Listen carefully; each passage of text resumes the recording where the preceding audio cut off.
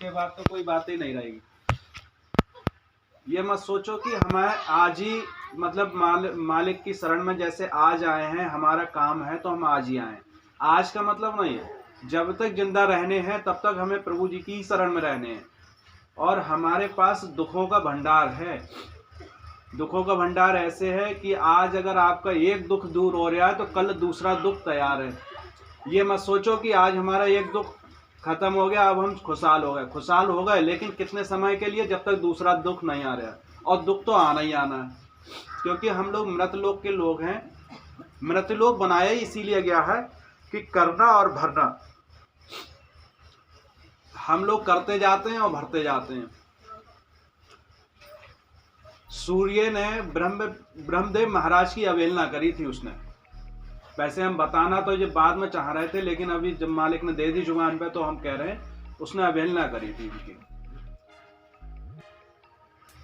तो किसी को कभी भी जंगल में निकलो, अधिकतर आदमी लोग होते हैं, महिलाएं भी होती हैं। महिलाएं तो कम जाती हैं, आदमी ज़्यादा जल्दी गलती करते हैं। गाड़ी रोकी या मोटरसाइकिल रोकी, पेशाब कर दी। इन चीज़ों का बहुत ध्यान रखा करो कि आसपास कोई चीज़ ऐसी ना हो जहाँ पे हम बाथरूम कर रहे हैं, क्योंकि सबसे मुख्य लोगों के पैरों में दर्द होता है। जहाँ पैरों में दर्द होता है लोगों के, कहते हैं हमारे रिंगना बन गया, हमारे दर्द हो रहा है, नसों में दर्द हो रहा है। डॉक्टर भी बताता है, डॉक्टर अपनी डॉक्टरी बताएगा, डॉक्टर इलाज कराएगा उस चीज का जो सामने दिखाई दे रही है। और संत तुम्हारा गुरुदेव जो है, जो मालिक ने बिठाले हैं, वो इलाज करेंगे उस चीज का जिस वजह से ये काम हुआ। तो कभी भी बाथरूम करो, कभी भी थूको तो हर जगह थूकने की कोशिश मत करो, हर जगह बाथरूम करने की कोशिश मत करो, क्योंकि यही दो गलती होती हैं जो जिंदगी में कभी हमें उठने नहीं देती हैं। अगर आप कहोगे किसी के पैर में दर्द है, एक आपने सुना होगा कि सांप को मार के गाड़ देते हैं, कहते हैं कि गाड़ दिया सांप, या उसे जला देते हैं, तो उसकी जो राख होती है वो उसी में दब जाती है मिट्टी में। और जब कभी हम उसके ऊपर से निकलते हैं तो उसके पैर में दर्द 100 में से 100% होएगा उसके। लेकिन कभी भी हम ये सोच ही नहीं पाते कि हम ऐसी चीज से निकल गए, हमारे दर्द क्यों है। अम्मा किधर गई? बड़ेपुर वाली बुआ किधर हो? बहुत पीछे बैठी, जाके इधर बैठ जाती, इधर आ जाती।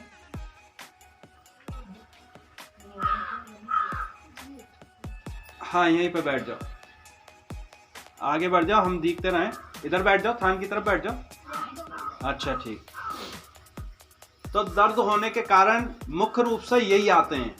बाकी बीमारी जो है, आज जितने आदमी हैं, पहले अस्पताल कम थे, डॉक्टर कम थे, आज अस्पताल भी ज़्यादा है, डॉक्टर भी ज़्यादा है, लेकिन उससे ज़्यादा मर्ज हो गई, उससे ज़्यादा बीमारी हो गई, उससे ज़्यादा रोगी हो गए। कारण क्या? हमारा खान पान। खान पान में क्या, जितनी स्वादिष्ट चीज़ें खाओगे उतनी बीमारी को पकड़ोगे। सबसे पहली बात, जितनी स्वादिष्ट चीज़ें पकड़ोगे उतनी बीमारी पकड़ोगे, और जितना साधारण खाना खाओगे उतनी बीमारी से दूर रहोगे। शाम को कभी भी लेट नहीं सोना चाहिए। 9 बजे, अधिकतम 10, नहीं तो 9 बजे चारपाई पर लेट जाओ। 6 घंटे 7 घंटे की नींद लो। 7 घंटे की नींद के बाद में 4 बजे टाइम हो जाता है हमारे प्रभु जी का ब्रह्म मुहूर्त का। वो ब्रह्म मुहूर्त में आप ये सोचो कि मैंने सुबह का नाश्ता किया, दोपहर का खाना खाया, रात का खाना खाया, ये 3 टाइम तुमने अपने लगा दिए। चौथा टाइम हमारा किसका है? मालिक का। वो 4 बजे आप उठ के मालिक के लिए, आज हम बैठे हैं, चलो आप हमारी बात मानेंगे या नहीं मानेंगे वो आगे की बात रही, आपके साथ बात रही। हमारे पास बैठे हो, अगर बात मानोगे तो फायदा होएगा, नहीं मानोगे तो फायदा होएगा नहीं होएगा इसकी कोई गारंटी नहीं। क्योंकि जब कोई पहुंचाने वाला, दवाई देने वाला है ही नहीं आपके पास, तो फिर बताएगा क्या, फिर वो पहुंचाएगा क्या? 4 बजे जब आप बैठोगे, ये चौथा टाइम हो गया मालिक का।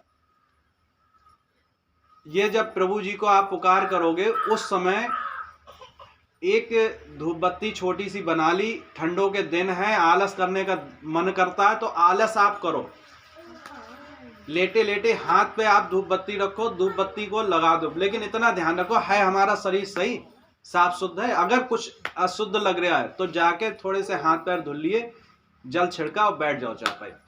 इसके बाद में मालिक की मौज लो। पूरे दिन तुमने अपनी मौज लेते हो, तो एक टाइम के लिए मालिक की मौज लो, प्रभु जी का सुमरन करो। कहते ब्रह्मांड में दो ही नाम गूंजते हैं, एक तो राम, एक ओम।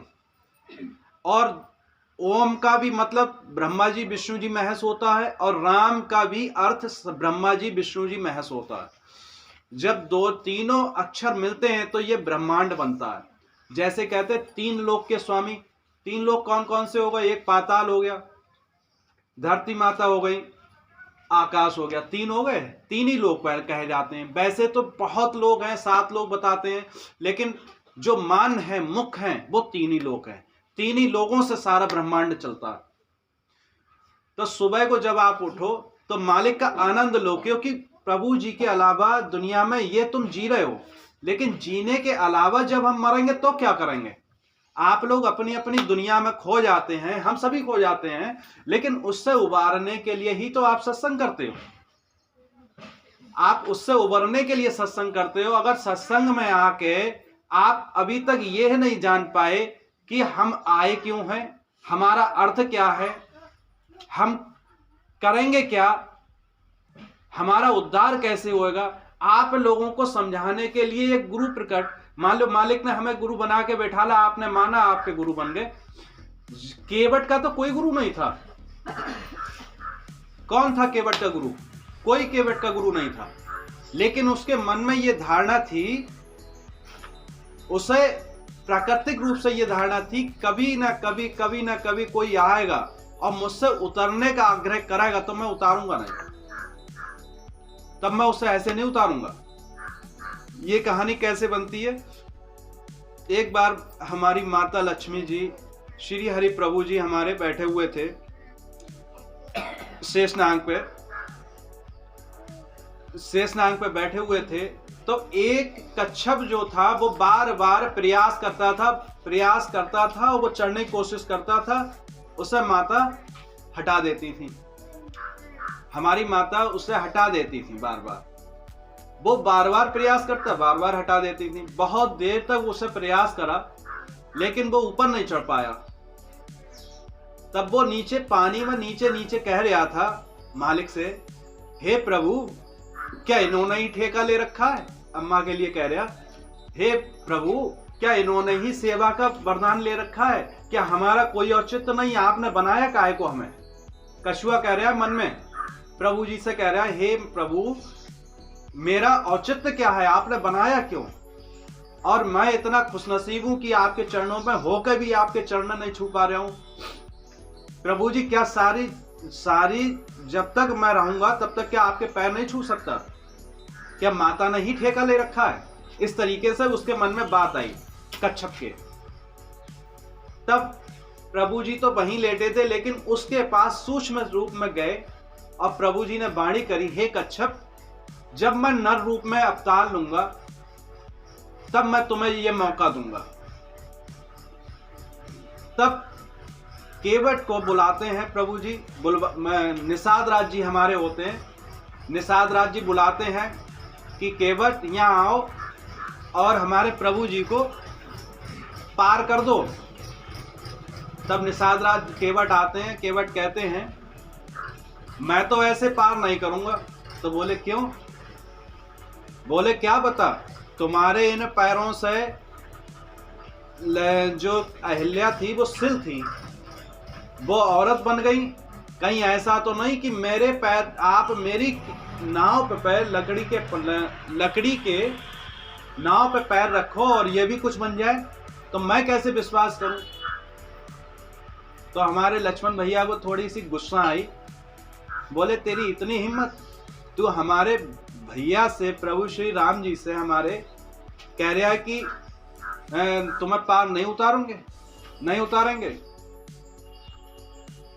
तो उन्होंने अपना एक बाण निकाला और एकदम धनुष निकाल के सीधे, मतलब निकाल नहीं पाया, पूरे इस तरीके से रह गया। तो लक्ष्मण, प्रभु श्री राम जी बोले लक्ष्मण धैर्य रखो। बोले भैया क्या धैर्य रखो? बोले ये आपकी इतनी देर से बात ही नहीं मान रहा है। निषाद राज जी भी कह रहे हैं तब भी बात नहीं मान रहा है, आपकी कोई बात ही मन नहीं मानता है। तो प्रभु श्री राम जी बोले हंस के बोले प्रभु जी लक्ष्मण से, बोले लक्ष्मण, जिसके घर से निकलते ही बातों की अवहेलना हो जाए तो उसकी फिर कौन बात मानेगा। तो बोले कैसी भैया अवहेलना। बोले जब हमें पिताजी ने कहा कि तुम वन में जाओ, तब तुम धनुष बाण लेके चल दिए। हम तुमसे कहते रहे लक्ष्मण यहाँ रुक जाओ पिताजी के पास, लेकिन तुम नहीं रुके।